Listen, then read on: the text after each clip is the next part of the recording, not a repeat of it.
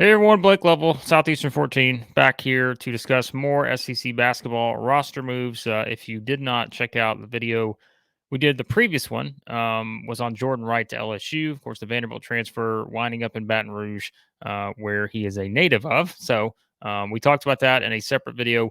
Went a little bit more in depth on that one. But as always, we're going to go into kind of some quick hitters on some other guys who are making moves on SEC basketball rosters. And we start with Ugonna Onyenso, who is going to be transferring from Kentucky. And that was an interesting one. And again, if you were a long time sort of watcher of the channel, I talked about him at various points throughout the season. I said, boy, you can really see sort of the potential and the upside of the 6'11 freshman. And you could see him come in, give him some spurts. He didn't play a lot, played about 7 minutes per game, but I think the word we used a lot was potential and just the development. If this guy is able to develop at Kentucky, what could that look like in a year or two? And unfortunately, looks like we will not be finding that out because he will be transferring. And former four-star recruit in 2022 class, really did showcase his potential. I saw an interesting tweet from Jack Pilgrim, and it was basically, I thought the wording was interesting. Kentucky spent the weekend hoping to change his camp's mind, meaning Onyenso's camp's mind, before sending it in. Didn't happen. So essentially, it seemed like Cal and company were aware this transfer was going to happen. Tried to sort of convince him to stay, but yet, officially sort of went the route of putting his name into the transfer portal. And once again, I think it's a situation, as I always say with these, when you have a player who clearly has that sort of high potential upside to perhaps eventually develop into, someone who will play at the next level. With NIL introduced, all the opportunities that are out there, it's always going to be, I think, a grind, and meaning to keep those players. And because again, you don't necessarily know. And look, this is someone who I have no inside information as to what sparked. Hey, we don't know what else is out there. Why leave Kentucky? I have no idea. But I just think when you combine things together, it's pretty easy to understand. I think just in this era, as we've talked about with a lot of other guys, you don't know what NIL opportunities are out there. You don't know, this person could offer this much or all, like there's so many more dynamics in play now to where, as I've said before, guys, like I don't get surprised by transfers because this is something that is just part of how it works. When you consider, again, think about the roster that Kentucky's going to have next season. Think about the recruiting class they're bringing in. Is it a matter of the playing time? Is it a matter of, opportunities to kind of, again, expand your game to get to that next level? These are all questions that different players have to answer. And, let's call it what it is. Different people who are around the players and are looking out for the player's best interest or those kind of things. Like there's so many dynamics in play now that it's impossible to know. But as I've mentioned with a lot of other SEC transfers, I don't think there's going to be a shortage of opportunities for a guy like this that, clearly does have the high upside and is still a young player. Um, he will have opportunities, and that will likely mean a combination of opportunities to get more playing time, perhaps, and also opportunities on the NIL front. So, yeah, that's just how it works. Meanwhile, we'll tie this in quickly too, and we'll talk more about this if there continues to sort of be momentum in this direction. But talking about replacing him, well, they've got Aaron Bradshaw coming in, 6'11 freshman. But also, I know if you're a Kentucky fan, you're watching this. You saw the tweet, and I don't remember. Again, guys, this runs together sometimes, but of course, Hunter Dickinson, the Michigan transfer, was meeting with Kentucky. It was either Wednesday or Tuesday.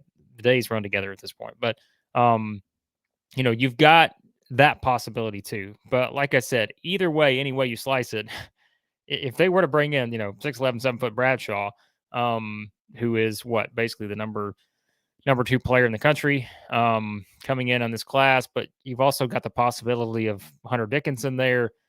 I have no idea. I mean, that could be something, as we said with Kentucky and kind of the expectations for next season.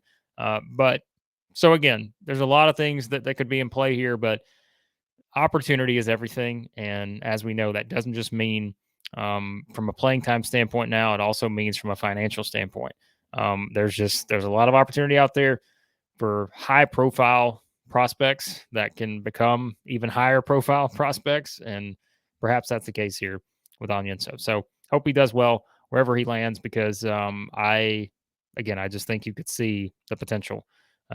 He certainly flashed that this season in the, minutes he played. Didn't play a lot, but you could see some of it when he did. So there you go. There's one transfer out of the league, it seems, unless he winds up in the SEC, which, as we said, will not be a surprise when you consider all things there. Another transfer, another big man transferring out of the SEC, perhaps, and we never know. I always say that transferring, a better way to put it, transferring from an SEC team, because as we said, it's not just, we know guys can end up in this league. Quentin Millora-Brown from Vanderbilt, as I talked about in the Jordan Wright video, I think he's the sixth player now that is entered the transfer portal from Vanderbilt.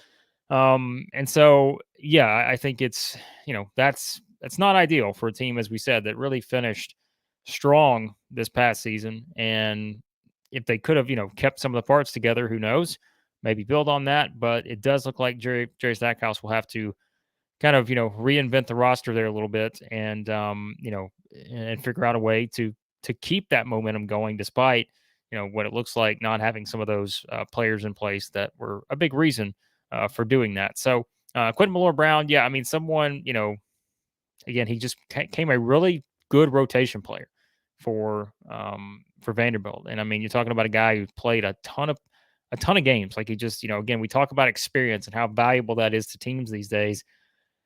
Played almost, I think he played 19 minutes a game this past season, played 24 minutes per game the year before, even going back to, I think, his, it's 2018-19 when he was at Rice. He played around 24 minutes a game, something like that. So, I mean, you've got someone here, I think, that, again, will be a valuable asset, just given the size, for one. I mean, you are talking about a 6'10" type guy. But again, he has that experience, and I think that's going to make him a valuable, part of someone's roster. And like I said, I don't know if that's in the SEC, if it's another power conference, no idea. But I do think, again, you're looking at someone that he started a lot of games, and there's a value to that, right? I'm looking up now, 57 games he started at Vanderbilt. Excuse me, that's the past 2 seasons. Overall, add 8 to that. So he started, 65 games in 3 seasons for the Commodores. So I think that is going to be something that will be, I mentioned, I mean, an asset for some team out there, because I do believe with the size aspect, someone that proved, he can block shots, good rebounder, and just can kind of, defend pretty well too. And I think those are things that will make him, an attractive option for teams that need more depth in the front court, perhaps. And again, I just, like I said, it's not ideal for Vanderbilt, just because I think that they have, lost some key rotation guys. And again, that's just how it works, right? Like, it's a matter of seeing how things are going to work with this era of college basketball. And having to hit the transfer portal is just a necessity for any coach every single offseason now. And that will be the case for Jerry Stackhouse and his staff, as they will, try to do the same here to fill in some of these gaps that have been left by guys that have transferred, like Jordan Wright, like Quentin Millora-Brown, and the others we talked about as well. So he will be heading elsewhere, it seems, heading into next season. One player that will not be heading elsewhere will be Noah Carter, who is returning to Missouri. He officially announced that on Wednesday. And I mean, it's a big return, right, for Missouri, because Noah Carter, I thought, really, someone down the stretch, especially, really was playing really well. and I mean, that's, anybody who watched Missouri saw him be someone who really became a good shot maker for them. I mean, he was, I think, a very reliable piece of the puzzle, and that's why Missouri had the success they had. I think, what was it? I know we brought this stat up towards the end of the season, but I want to say he scored at least double figures in 7 of their last 8 games, maybe something like that. And that was a very consistent stretch. Whereas before, he kind of had some of those games where he could go off a little bit, give you your 15 plus point or 14 plus point, something like that type outing. But you really saw that consistency kick in towards the end of the season, and that was, I don't think it's any surprise that that's when Missouri started winning some of these games. They really needed to win to sort of solidify their NCAA tournament spot and those kind of things. And so I think Carter returning is significant. We already talked about the pickup this offseason of John Tonje from Colorado State. So that's one. I know Missouri fans understand there's probably at least a couple more, perhaps in the works. We'll see who winds up there, who doesn't. But yeah, I think, clearly some positive momentum for Dennis Gates already this offseason. Understanding, too, remember, some of the guys you're losing, you have to replace. Still some guys that you don't know officially yet what their plans are. But I think these are, just getting Carter back, getting Tonje is a good start. I do think, again, they have some positive momentum to pick up some other guys that will fit right into the puzzle. So, yeah, I just think it's, we talked about just the first season for Dennis Gates, the importance of building the momentum the way that he did. And I just look at that's going to pay off when it comes to transfers, when it comes to keeping some of your players. Um, Success isn't always going to be, the driving factor, but I think you could tell last season just the atmosphere they created as a coaching staff, the success again for them to make the kind of run they made, be the surprise of the SEC. Yeah, like this was just, I think you're just going to see that. And that was one of the reasons you guys know I was high on Dennis Gates when he, was named the coach there, was because the guy, I think, just is so well connected, right? When it comes to transfers, the JUCO scene, all these other things.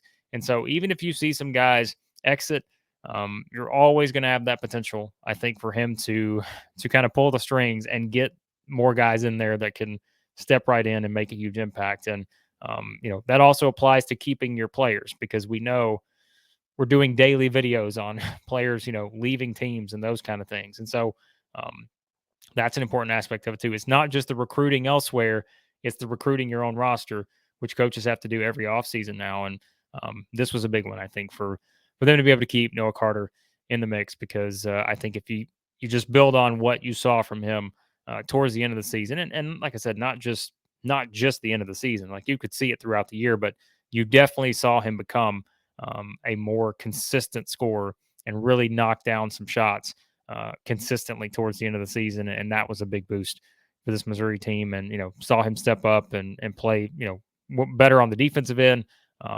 Someone I think that just in a variety of ways can help them, especially going into next season and build off of this season there in Columbia. So there's some thoughts on those three particular moves in the SEC. As I'm saying, depending on when you're watching this, there could be more that I have not discussed yet. So make sure, if you're saying, hey, why haven't you talked about this one yet? Go back through our SEC basketball playlist. You can do that here on the channel.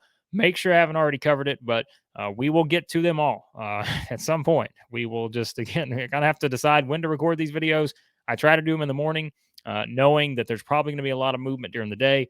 So we can always do one in the afternoon, and we can always do one the next day. So that's kind of how we're doing our flow of videos here, given all the the wild and wacky movement in college basketball in terms of the roster. So you can get it all by hitting the subscribe button. Do that for us. That helps us out. Also hit that like button. That also helps. And lots more stuff on the way here from the SEC basketball offseason, all the roster movement. We will have thoughts on that, as well as lots of SEC football and baseball stuff on the channel. So be sure to check all of that out. And again, we appreciate your support of Southeastern 14, and we'll talk to you again here soon at Southeastern 14.